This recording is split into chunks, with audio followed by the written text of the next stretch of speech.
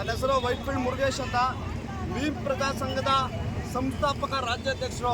ಸ್ನೇಹಿತರೆ, ಇವತ್ತು ಕೋಲಾರ ಜಿಲ್ಲೆಯಲ್ಲಿ 2ನೇ ಹಂತದ ಸ್ವಾಭಿಮಾನಿಗಳ ಕಾಲ್ನಡಿಗೆ ಜಾಥಾ ಕೋಲಾರ ನಚಿಕೇತನ ನಿಲಯದಿಂದ ಬೆಂಗಳೂರು ಫ್ರೀಡಂ ಪಾರ್ಕ್ವರೆಗೂ 2ನೇ ಹಂತದ ಕಾಲ್ನಡಿಗೆ ಜಾಥಾ. ಉದ್ದೇಶ, ನಮ್ಮ ರಾಜ್ಯದಲ್ಲಿ ಬಾಬಾ ಸಾಹೇಬ್ ಅಂಬೇಡ್ಕರ್ ಅವರ ಪುತ್ಥಳಿ 200 ಮೀಟರ್ಗಳ ಒಂದು ಎತ್ತರದ ಒಂದು ಬಾಬಾ ಸಾಹೇಬ್ ಅಂಬೇಡ್ಕರ್ ಅವರ ಪುತ್ಥಳಿ ನಿರ್ಮಾಣಕ್ಕಾಗಿ ಇವು ಒಂದು ಕಾಲ್ನಡಿಗೆ ಜಾಥಾ. ಇವತ್ತು ನಾವು ಯಾವ ದೇಶದಲ್ಲಿದ್ದೀರ ಅನ್ನೋದು ನಮಗೆ ಒಂದು ಪ್ರಶ್ನೆ ಇದೆ. ಯಾಕಂದರೆ ಇವತ್ತು ನಮಗೆ ಸಂವಿಧಾನ ಕೊಟ್ಟಂಥ ಪಿತಾಮಹ ಬಾಬಾ ಸಾಹೇಬ್ ಅಂಬೇಡ್ಕರ್ ಅವರು ಅಂಥ ಒಂದು ಪುತ್ಥಳಿ ನಿರ್ಮಾಣಕ್ಕಾಗಿ ಒಂದು ಕಾಲ್ನಡಿಗೆ ಜಾಥಾ ಮಾಡಬೇಕಾ ಅನ್ನೋದು ನಮ್ಮಲ್ಲಿ ಒಂದು ಪ್ರಶ್ನೆ.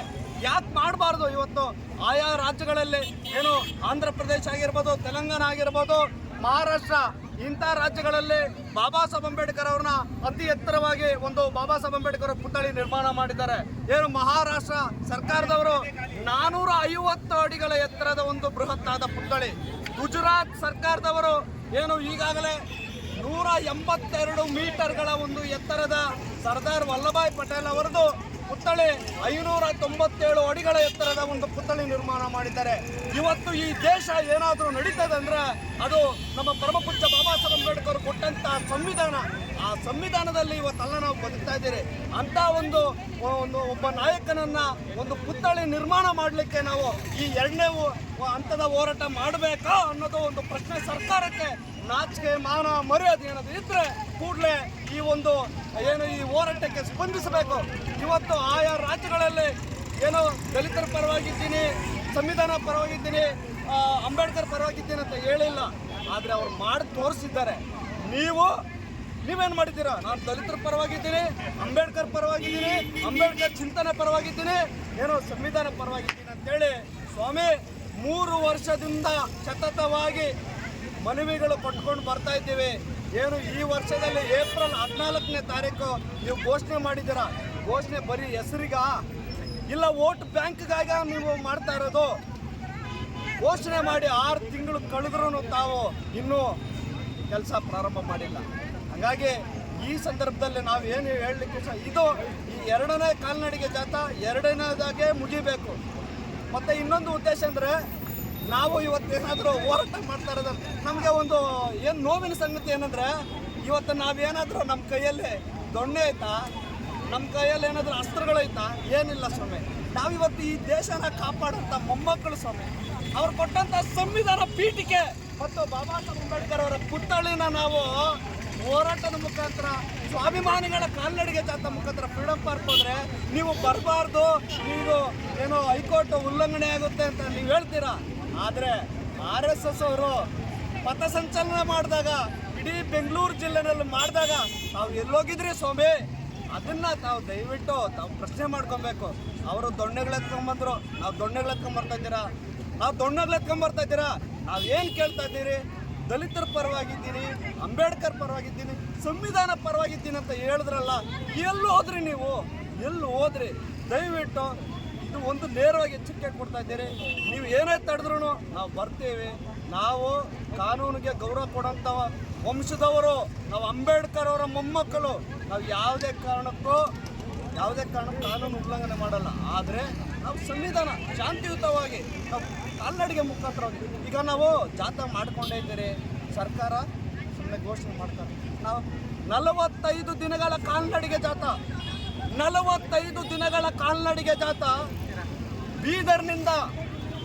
ಬೀದರ್ನಿಂದ ಬೆಂಗಳೂರು ಫ್ರೀಡಂ ಪಾರ್ಕ್ವರೆಗೂ 45 ದಿನಗಳ ಕಾಲ್ನಡಿಗೆ ಜಾಥಾ ನಾವು ಮಾಡಿದ್ದೇವೆ. ಉದ್ದೇಶ ಅಂಬೇಡ್ಕರ್ ಪುತ್ಥಳಿಗಾಗಿ 45 ದಿನಗಳ ಕಾಲ್ನಡಿಗೆ ಬೇಕಾಗಿತ್ತ? ಮೊದಲನೇ ಹಂತದಲ್ಲೇ 45 ದಿನ ಕಾಲ್ನಡಿಗೆ ಜಾಥಾ ಮಾಡಿ 1035 ಕಿಲೋಮೀಟರ್ಗಳ ಒಂದು ಕಾಲ್ನಡಿಗೆ ಜಾಥಾ ಮಾಡಿ ಸಾವಿನ ಮಧ್ಯದಲ್ಲಿ ಹೋರಾಟ ಮಾಡಿ ನಮಗೆ ಬಾಬಾ ಸಾಹೇಬ್ ಅಂಬೇಡ್ಕರ್ ಪುತ್ಥಳಿ ನಾವು ಕೇಳಬೇಕಾ? ನಾವು ಯಾವ ರಾಜ್ಯದಲ್ಲಿದ್ದೀರಿ? ನೀವು ಮಾತೆತ್ತಿದ್ರೆ ನಾನು ದಲಿತರ ಪರವಾಗಿದ್ದೀನಿ, ನಾನು ಸಂವಿಧಾನದ ಪರವಾಗಿದ್ದೀನಿ, ನಾನು ಅಂಬೇಡ್ಕರ್ ಪರವಾಗಿ. ಎಲ್ಲಿದೆ ಸ್ವಾಮಿ? ಬಹುಶಃ ಡಿ.ಕೆ. ಶಿವಕುಮಾರ್ ಸಾಹೇಬ್ರು ಏನಾದರೂ ಮುಖ್ಯಮಂತ್ರಿ ಆಗಿದ್ದಿದ್ರೆ ಇಷ್ಟೊಂದು ಕೆಲಸ ಆಗ್ಬಿಡ್ತಣ್ಣ. ಡಿ.ಕೆ. ಶಿವಕುಮಾರ್ ಸಾಹೇಬ್ರು ನಾನು ದಲಿತರ ಪರವಾಗಿದ್ದೀನಿ, ಅವ್ರ ಪರವಾಗಿದ್ದೀನಿ, ಅಂಬೇಡ್ಕರ್ ಪರವಾಗಿ ಹೇಳಲ್ಲ, ಅವ್ರು ಕೆಲಸ ಮಾಡಿ ತೋರಿಸ್ತಾರೆ. ನೀನು ಬೊಗಳೆ ಬಿಡ್ತಾ ಇದೆಯಲ್ಲ ಸ್ವಾಮಿ, ಸಂವಿಧಾನದ ಪರವಾಗಿದ್ದೀನ, ನಾನು ಅಹಿಂದ ನಾಯಕ. ಎಲ್ಲಿದ್ದೆ ಅಹಿಂದ ನಾಯಕ? ಮತ್ತೆ 3 ವರ್ಷದಿಂದ ಮನವಿಗಳು ಕೊಡ್ತಾನೆ ಇದ್ದೀರಿ. ದೇಶದ ಇತಿಹಾಸದಲ್ಲಿ ಪ್ರಪ್ರಥಮ ಬಾರಿಗೆ, ರಾಜ್ಯದ ಇತಿಹಾಸ ಅಲ್ಲ, ದೇಶದ ಇತಿಹಾಸದಲ್ಲಿ ಪ್ರಪ್ರಥಮ ಬಾರಿಗೆ ಬೀದರ್ನಿಂದ ಬೆಂಗಳೂರು ಫ್ರೀಡಂ ಪಾರ್ಕ್ ವರೆಗೂ 45 ದಿನಗಳ ಕಾಲ್ನಡಿಗೆ ಜಾಥಾ, 1035 ಕಿಲೋಮೀಟರ್ಗಳ ಕಾಲ್ನಡಿಗೆ ಜಾಥಾ ಮಾಡಿದ್ದೀವಿ. ನಿಮಗೆ ನಾಚಿಕೆ ಮಾನ ಮರ್ಯಾದೆ ಏನಾದ್ರು ಆಯ್ತಾ? ಇದು 2ನೇ ಕಾಲ್ನಡಿಗೆ ಜಾಥಾ ಮಾಡ್ತಾ ಇದ್ರಿ, ಬೇಕಿತ್ತಾ? ನೀನು ಎಲ್ಲಿ ದಲಿತರ ಪರವಾಗಿದ್ದೀಯಾ? ನೀನು ಎಲ್ಲಿ ಅಂಬೇಡ್ಕರ್ ಪರವಾಗಿದ್ದೀಯಾ? ಎಲ್ಲಿ ಸಂವಿಧಾನದ ಪರವಾಗಿದ್ದೀಯಾ? ನಾವೇ ತಾವು ಪ್ರಶ್ನೆ ಮಾಡ್ಕೊಳ್ತೇವೆ. ಆದರೆ DK ಶಿವಕುಮಾರ್ ಸಾಹೇಬ್ ಹೇಳಲ್ಲ, ಮಾಡಿ ತೋರಿಸ್ತಾರೆ. ಹಾಗಾಗಿ ನಾವು ನೋಡಿ ಸಮಯ ಇದು 2ನೇ ಹೋರಾಟ. ನಾವು ಏನೋ ಈಗ ನಮ್ಮನ್ನು ಸಿಟಿ ಒಳಗೆ ಬಿಡಲ್ಲ ಅಂತ ಏನೋ ಸುಮ್ಮನೆ ನಮ್ಗೆ ತುಂಬ ಇದು ಮಾಡ್ತದೆ. ಆದ್ರೂ ಕಾನೂನು ರೀತಿಯಲ್ಲಿ, ಕಾನೂನು ಚೌಕಟ್ಟಲ್ಲಿ ನಾವು ಸಂವಿಧಾನ ಪೀಠಿಕೆಯನ್ನು ನಾವು ಬೆಂಗಳೂರು ಸಿಟಿಗೆ ನಾವು ಹೋಗ್ತಾ ಇದ್ದೀವಿ. ನೀವು ತಡೆಯಿರಿ. ಭೀಮನ ಸೈನಿಕರು ಈಗಾಗಲೇ ಹೊಸಕೋಟೆಯಲ್ಲಿದ್ದಾರೆ, ಅವರೂ ಬರ್ತಾರೆ. ಈ ಒಂದು ಹೋರಾಟ ಯಾವುದೇ ಒಂದು ಸಂಘಟನೆ ಅಲ್ಲ, ಆದರೆ ಸಂಘಟನೆ ನಾವು ವಹಿಸ್ಕೊಂಡಿರ್ಬೋದು, ನಾವು ಮಾಡಿರ್ಬೋದು. ಆದರೆ ಇದು ಬಂದೇ ಯಾವುದೇ ಒಬ್ಬ ನಾಯಕನಿಗಲ್ಲ. ಇವತ್ತು ಈ ಭಾರತ ದೇಶದಲ್ಲಿ ಕಡೆ ಪ್ರಜೆ ಎಲ್ಲಿ ತನಕ ಇರ್ತಾರೋ ಅದು ಅಲ್ಲಿಯವರೆಗೂ ಬಾಬಾ ಸಾಹೇಬ್ ಅಂಬೇಡ್ಕರ್ ಕೊಟ್ಟಂಥ ಸಂವಿಧಾನ ಎಲ್ಲರಿಗೂ ಅಳವಡಿಸಿದೆ. ಹಾಗಾಗಿ ಎಲ್ಲ ಜಾತಿ ವರ್ಗದ ಸಮುದಾಯ, ಎಲ್ಲ ಬಡವರ ಪರವಾಗಿ ಹೋರಾಟ ಮಾಡಿದಂಥ ಅವರ ಕಳ್ಕೊಂಡಾಗ ನಾವು 1956ರಲ್ಲಿ ಡಿಸೆಂಬರ್ 6ರಲ್ಲಿ ಅವರನ್ನು ಕಳ್ಕೊಂಡಾಗ ಇಡೀ ಜಗತ್ತಲ್ಲೇ ಯಾರಿಗೂ ಆ ಗೌರವ ಕೊಟ್ಟಿಲ್ಲ. ಅಂಥ ಗೌರವವನ್ನು 193 ರಾಷ್ಟ್ರಗಳು ಅವರ ರಾಷ್ಟ್ರ ಧ್ವಜವನ್ನು ಎಲೆಗಿಲಿಸಿ ಅವರಿಗೆ ಗೌರವ ಕೊಟ್ಟಂತ ಇಡೀ ವಿಶ್ವದಲ್ಲಿ ಯಾರಿಗಾದ್ರೂ ಇದ್ರೆ ಅದು ನಮ್ಮ ಪರಮಪೂಜ್ಯ ಬಾಬಾ ಸಾಹೇಬ್ ಅಂಬೇಡ್ಕರ್ ಮಾತ್ರ ಅಂತ ಈ ಸಂದರ್ಭದಲ್ಲಿ ಹೇಳ್ತಾ ಇದ್ದೀನಿ. ಅಂತ ಒಬ್ಬ ನಾಯಕನನ್ನ ತಾವು 200 ಅಡಿ ಅಲ್ಲ, 200 ಮೀಟರ್. ಯಾಕೆ 200 ಮೀಟರ್ ಅಂದರೆ ಸರ್ದಾರ್ ವಲ್ಲಭಾಯ್ ಪಟೇಲ್ 182 ಮೀಟರ್, 597 ಅಡಿ. ಅದು ನಮಗೇನೋ ಬೇಜಾರೇನಿಲ್ಲ. ನಾವು ಕೇಳ್ತಾ ಇರೋದೇನೋ, ಇವತ್ತು ಈ ದೇಶ ನಡೀತಾ ಇರೋದು ಕಾನ್ಸ್ಟಿಟ್ಯೂಷನ್ ಫಾದರ್ ಯಾರ್ರಿ? ಸಂವಿಧಾನ ಕೊಟ್ಟಂತ ಪಿತಾಮಹ ಬಾಬಾ ಸಾಹೇಬ್ ಅಂಬೇಡ್ಕರ್. ನಾವು ಹೋರಾಟ ಮಾಡಿ ಕೇಳಬೇಕಾ? ಬೇರೆ ರಾಜ್ಯಗಳಲ್ಲಿ ನಾನು ದಲಿತರ ಪರವಾಗಿ ಏನು ಹೇಳೋದೇ ಇಲ್ಲ, ಆಲ್ರೆಡಿ ಮಾಡಿದ್ದಾರೆ.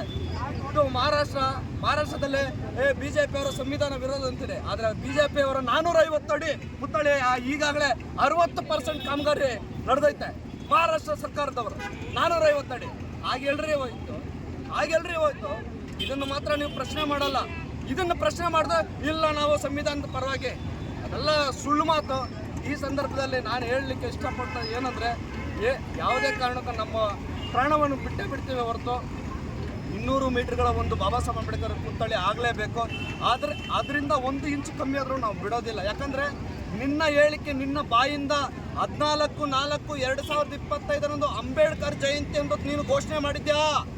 ನಾವು ಕಾಲ್ನಡಿಗೆ ಜಾಥಾ ಬೀದರಿಂದ ಬರ್ತಾ ಇದ್ದ ಸಂದರ್ಭದಲ್ಲಿ ನೀವು ಘೋಷಣೆ ಮಾಡಿದ್ದೀಯಾ.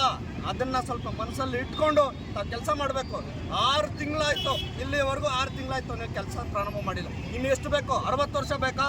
ಸುಮ್ಮನೆ ನೀವು ಓಟ್ಗೋಸ್ಕರ ನೀವು ಏನೋ ನಿಮ್ಗೆ ಬಂದಂತೆ ನೀವು ಘೋಷಣೆ ಮಾಡಿ ನಾವು ಇದ್ದೀರಿ ಅಂತೇಳಿ ನೀವು ಘೋಷಣೆ ಮಾಡ್ತೀರಾ? ಕೆಲಸ ಮಾಡಿ ಸ್ವಾಮಿ, ಮಾಡಿ ತೋರಿಸಿ ಅನ್ನೋದು ನಮ್ಮ ಒಂದು ಒತ್ತಾಯ ಸರ್. ಈಗ 14/4/2025 ಮಾನ್ಯ ಯಾಕಂದರೆ ನಮ್ಮ ಸಂವಿಧಾನ ನಮಗೆ ಗೌರವ ಹೆಂಗೆ ಕೊಡಬೇಕು ಅಂತ ಕಳಿಸ್ಕೊಟ್ಟಿದ್ದಾರೆ. ಮಾನ್ಯ ಈ ರಾಜ್ಯದ ಹೆಮ್ಮೆಯ ಮುಖ್ಯಮಂತ್ರಿಗಳಂತ ಸಿದ್ದರಾಮಯ್ಯ ಸಾಹೇಬ್ರ ಬಾಯಲ್ಲೇ ಈ ದೇಶದಲ್ಲಿ ಅತಿ ಎತ್ತರವಾದ ಒಂದು ಅಂಬೇಡ್ಕರ್ ಪುತ್ಥಳಿ ನಿರ್ಮಾಣ ಮಾಡ್ತೀರಿ ಅಂತ ಹೇಳಿದ್ದೀರಾ. ಅದನ್ನು ಉಳಿಸ್ಕೊಳ್ಳಿ. ಇಲ್ಲಾಂದರೆ ನಿಮ್ಮನ್ನು ಕುರ್ಚಿಗೆ ತಂದಿದ್ದು ನಾವೇ, ಮನೆಗೆ ಕಳಿಸೋಂಥ ಕೆಲಸನ ನಾವು ಮಾಡ್ತೀವಿ ಅನ್ನೋ ಈ ಸಂದರ್ಭದಲ್ಲಿ ನಮ್ಗೆ ಗೊತ್ತು. ಯಾಕಂದರೆ ಮುಂದಿನ ನಡೆ ಹೋರಾಟ ಈ 2ನೇ ಜಾಥಾ ಅಲ್ಲ, 3ನೇ ಹಂತದ ಹೋರಾಟ ಯಾವ ರೀತಿ ಇದೆ ಅಂತ ಹೇಳಿದ್ರೆ, ಇಡೀ ನಿಮ್ಮ ರಾಜ್ಯ ಸರ್ಕಾರ ಯಾವ ಮಟ್ಟಿಗೆ ನೀವು ದಲಿತರ ಪರವಾಗಿ ಮತ್ತು ಸಂವಿಧಾನದ ಪರವಾಗಿ ಅಂಬೇಡ್ಕರ್ ಪರವಾಗಿ ವಿರುದ್ಧವಾಗಿದ್ದೀರಾ ಅಂತೇಳಿ ನಾವೇ 3ನೇ ಕಾಲ್ನಡಿಗೆ ಜಾಥಾ ಎಲ್ಲ ಇಡೀ ರಾಜ್ಯ ಅಲ್ಲ, ಇಡೀ ದೇಶನೇ ನೋಡೋ ಪರಿಸ್ಥಿತಿಗೆ ನಾವು ಈ ಹೋರಾಟಗಳನ್ನ ನಾವು ಮಾಡ್ತೀವಿ. ಯಾಕಂದರೆ ಹೋರಾಟ ಮಾಡುವಂಥ ಹಕ್ಕನ್ನು ಬಾಬಾ ಸಾಹೇಬರು ಕೊಟ್ಟಿದ್ದು. ಅಂಥದ್ದು ನಾವು ತಮ್ಮನ್ನು ಮನೆಗೆ ಕಳಿಸ್ತೀರಿ ಮತ್ತು ಮಾತು ಕೊಟ್ಟಂತೆ ತಾವು ನಡೆಸ್ಕೊಳ್ಳಿ ಅಷ್ಟೇ. ನಮ್ಮ ಇದು ಮಾತು ಕೊಟ್ಟಲ್ಲಿ ನೀವೇ ನಿಮ್ಮ ಬಾಯಲ್ಲಿ ಹೇಳಿದ್ದೀರಾ. ಯಾವತ್ತು? ಏಪ್ರಿಲ್ 14ನೇ ತಾರೀಕು. ಆ ಬಾಯನ್ನು ಉಳಿಸ್ಕೊಂಡ್ರೆ ನಾವೆಲ್ಲ ಸಿದ್ದರಾಮಯ್ಯ ಸಾಹೇಬರು ದಲಿತರ ಪರವಾಗಿ ಸಂವಿಧಾನದ ಈಗಾಗಲೇ 2ನೇ ಹಂತದ ನೀವು ಹೋರಾಟ ಮಾಡ್ತಾ ಇದ್ದೀರಾ. ಭರವಸೆ ಕೊಟ್ಟು 6 ತಿಂಗಳಾಗಿದೆ ಅಂತ ಹೇಳ್ತಾ ಇದ್ದೀರಾ. ಇನ್ನೂ ಸ್ಟಾರ್ಟ್ ಆಗಿಲ್ಲ ನಿಮ್ಮ ಇದಕ್ಕೆ, ಏನು ಹೇಳ್ತೀರಾ ಅದಕ್ಕೆ ಮುಂದಿನ ದಿನಗಳಲ್ಲಿ? ಈಗ ಮುಂದಿನ ದಿನಗಳಲ್ಲಿ ಅವ್ರನ್ನ ಸರ್ಕಾರಕ್ಕೆ ತಂದಿರೋದು ನಾವೇ ಸರ್. ಅವ್ರನ್ನ ಮನೆಗೆ ಕಳ್ಸೋಕ್ಕೂ ನಮ್ಗೆ ಗೊತ್ತಿದೆ ಸರ್. ನಾವು ಮಾಡ್ತೀವಿ ಸರ್. ಯಾಕಂದರೆ ಇವತ್ತು ನಾವು ಕೇಳ್ತಾ ಇರೋದು ನಮ್ಮ ಅಪ್ಪಂದ ಸರ್, ಇಲ್ಲ ನಮ್ಮ ತಾತಂದ, ಇಲ್ಲಾಂದರೆ ನಮ್ಮ ಮಾವದೇನು ಕೇಳ್ತಾ ಇದ್ದಾರೆ. ಇವತ್ತು ಈ ದೇಶ ನಡೀತಾ ಇರೋದು ಕಾನ್ಸ್ಟಿಟ್ಯೂಷನ್, ಸಂವಿಧಾನ ಪಿತಾಮಹ ಬಾಬಾ ಸಾಹೇಬ್ ಅಂಬೇಡ್ಕರ್ ಅವ್ರ ಪುತ್ಥಳಿ ನಿರ್ಮಾಣ ಮಾಡಿ ನೀವು ಯಾಕೆ ಈ ರೀತಿ ತಾರತಮ್ಯ ಇದೆಲ್ಲ ಇರೋವಾಗ DK ಶಿವಕುಮಾರ್ ಅವ್ರಿಗೇನು ಅವರೇನೋ CM ಆಗಿದ್ರೆ ನಾವು ಈ 3 ವರ್ಷ ಹೋರಾಟ ಮಾಡೋಂಗೆ ಬಿಡ್ತಾ ಇದ್ದಿಲ್ಲ. ಆ 45 ಕಾಲ್ನಡಿಗೆ ಜಾಥಾ ಕೂಡ ಮಾಡೋಕ್ಕೆ ಬಿಡ್ತಾ ಇದ್ದಿಲ್ಲ. ನಾನು ನಿಮ್ಮ ಜೊತೆ ಇರ್ತೀನಿ ಅಂತೇಳಿ